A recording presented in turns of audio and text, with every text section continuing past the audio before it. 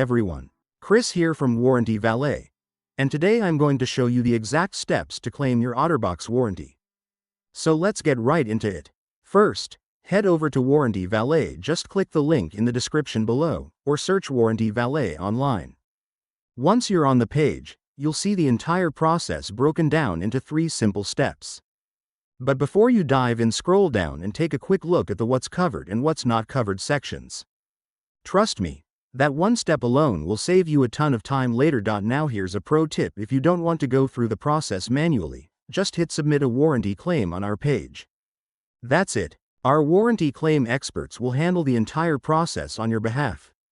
Easy, right? But if you prefer to do it yourself, no problem. Scroll down to the useful links section on our page and click the link. This will take you straight to the Otterbox support page, where you'll find all their customer service details, including their phone number. Once you're there, find the warranty section and click on it. Scroll down and hit get started.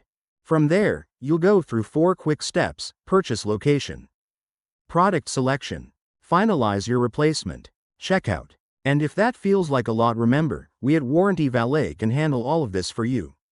If you run into any issues at any point, just reach out to us at Warranty Valet and our team will sort it out for you right away.